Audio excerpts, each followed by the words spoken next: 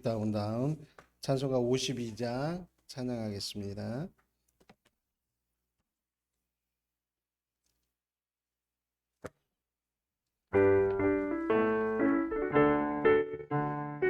Deep, deep, ooh, deep down, down in my arms.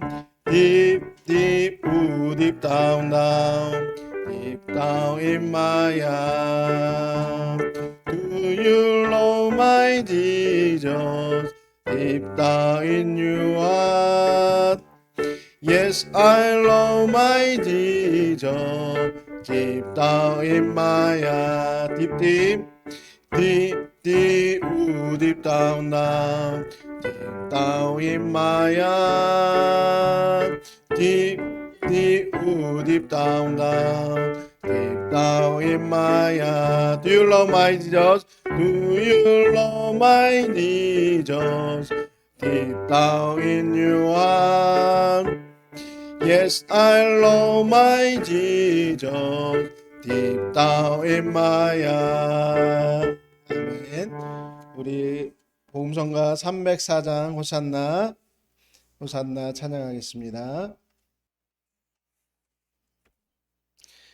복음성가 21장 찬양하겠습니다.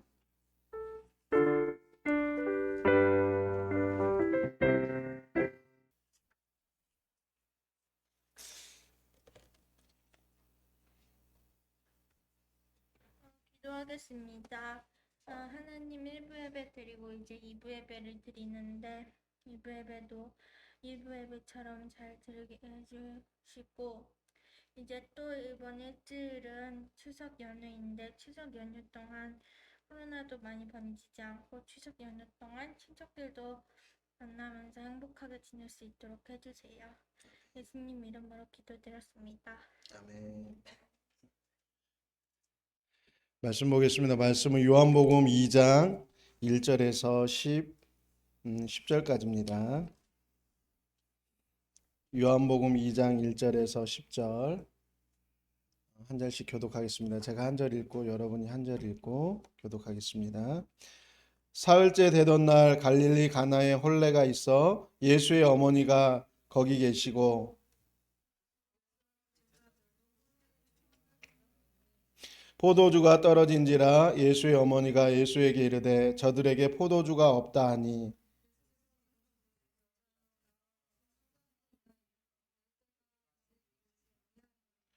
그의 어머니가 하인들에게 이르되 너희에게 무슨 말씀을 하시든지 그대로 하라 하니라.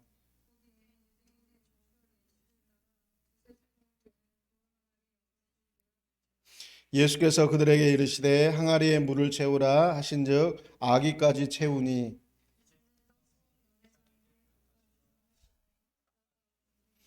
연회장은 물로 된 포도주를 맛보고도 어디서 났는지 알지 못하되 물떠온 하인들은 알더라. 연회장이 신랑을 불러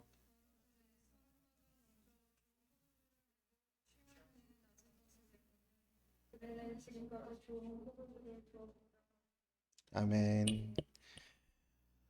중동에서 그 혼례는 요새는 그 지금 시대에는 결혼식을 하루에 이렇게 하지만 시대를 걸러 올라가면 올라갈수록 동네에 잔치가 되거나 아니면 며칠씩 혼례를 두고 축하 잔치를 벌이기도 했습니다.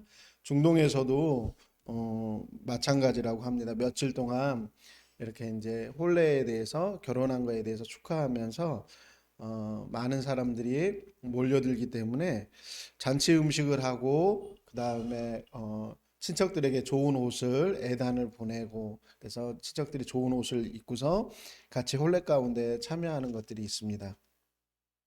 근데 혼례를 치르다 보면 이제 그 잔치집에 좋은 음식이 나오기도 하고 또 중동 지역은 포도주가 음료를 대신해서 이렇게 나오기도 하고 또 흥을 돋구기 위해서 이 포도주를 마시기도 합니다.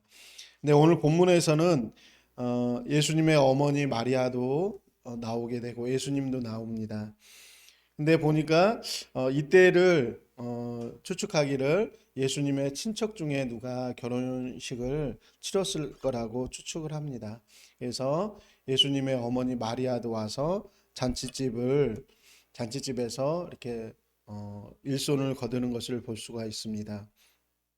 또 때로는 어머니가 이 잔치집에 대해서 주된 업무를 봤다라고도 이야기를 합니다.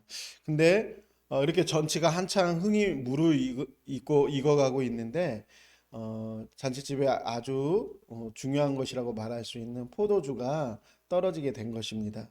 저희가 잔치집이나 이런 경조사를 치르는 집에 가보게 되면 저희 교인들은 술을 먹지 않지만 보통 일반적으로 많이 술을 먹는 것을 볼 수가 있습니다. 물론 이때 예수님이 물을 포도주로 만들었다고 해서 예수님의 애주가라든지 그렇게 말할 수는 없습니다. 어찌 보면은 이 포도주는 중동에 있어서 물이 썩기가 쉽기 때문에 물을 대신한 음료라고 이렇게 생각해도 괜찮을 것 같습니다.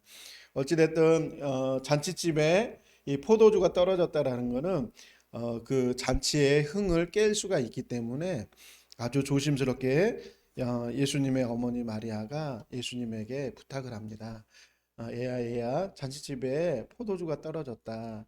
여차하면 잔치집의 분위기가 깨질 수가 있고 또 새로운 인생을 출발하는 이 젊은 부부에게 혹시 이렇게 어떤 불길한 징조가 될 수도 있고 그래서 아마 이거는 굉장히 예민하게 예수님의 어머니가 잘 처리하려고 무던히 애쓴 것 같습니다. 그래서 예수님에게 가서 포도주가 다 떨어졌다고 어떻게 해야 되냐고 문의하는 것을 볼 수가 있습니다.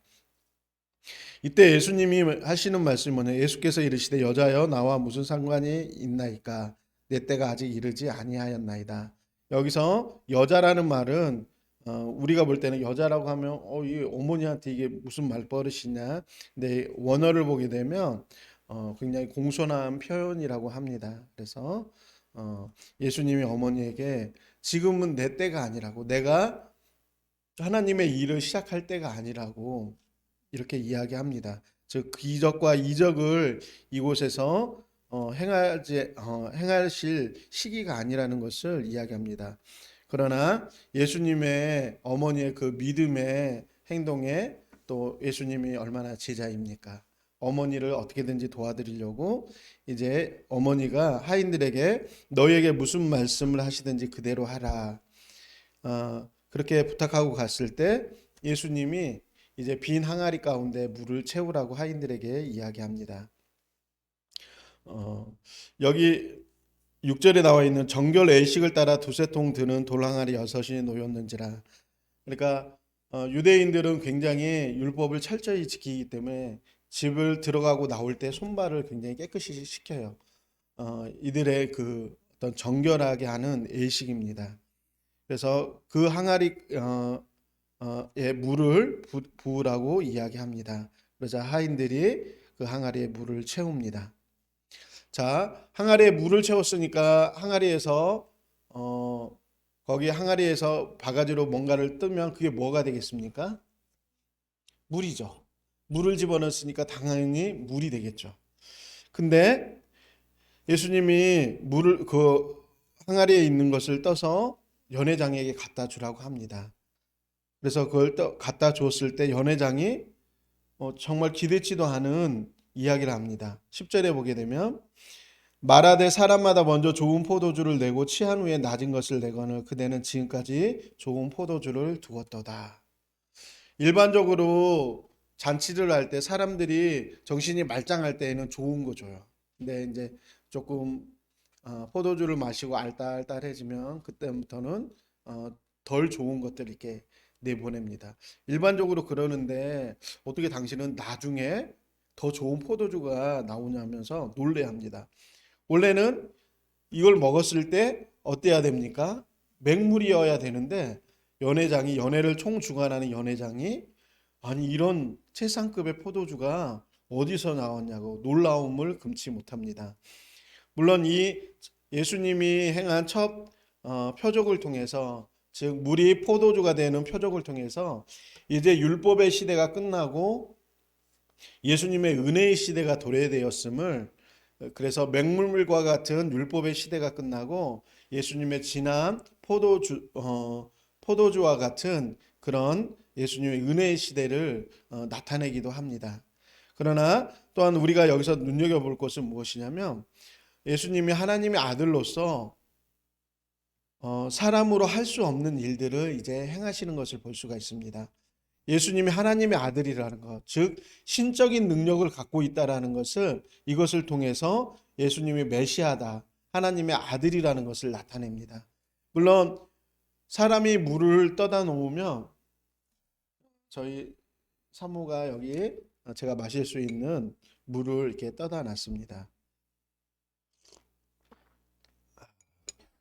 제가 지금 마시는 이 물이 물이겠습니까? 포도주겠습니까? 예, 물입니다. 만약에 이 물이 예배 시간에 포도주로 변했으면 제가 내려갈 때는 아마 취해서 내려가지 않을까 싶습니다. 우리가 일반적인 합리적인 세상에서 물은 물입니다. 이 물이 이쪽으로 가든 저쪽으로 가든 물은 물이에요. 그러나 예수님이 그 물 가운데 임재하기 시작하고 역사하기 시작했을 때 그 맹물과 같은 물이 포도주가 돼요. 우리의 삶도 마찬가지예요. 우리의 삶도 지금까지는 그냥 한 사람으로서, 그냥 평범한 한 사람으로서 이렇게 살아가요.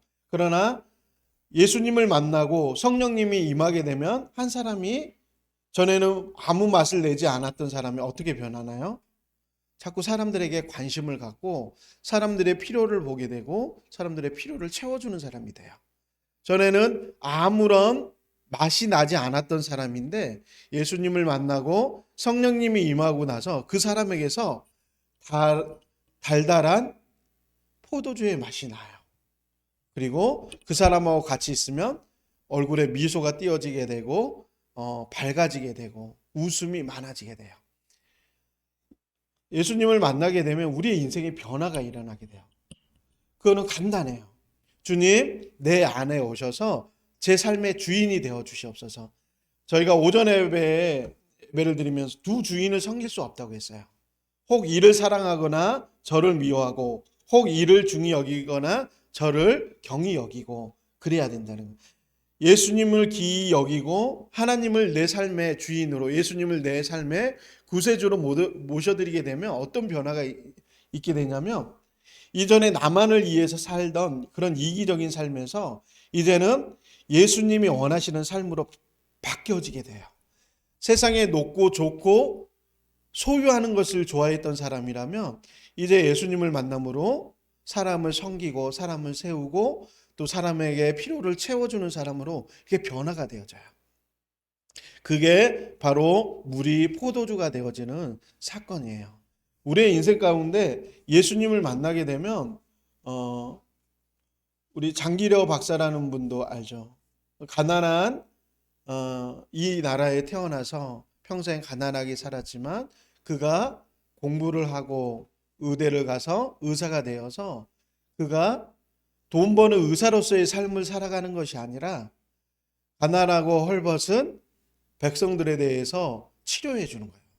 병을 치료해 주고 치료비가 없으면 자기의 월급에서 대신 그 치료비를 제출하고 또 영양이 부실한 사람에게는 닭을 그냥 주면서 몸보신하라고 하고 똑같은 의사이지만 자신을 위해서 돈을 모으고 재산을 축적해 놓는 것이 아니라 자기의 것을 가지고 자기의 재능을 가지고 사람들을 살려내는 거예요.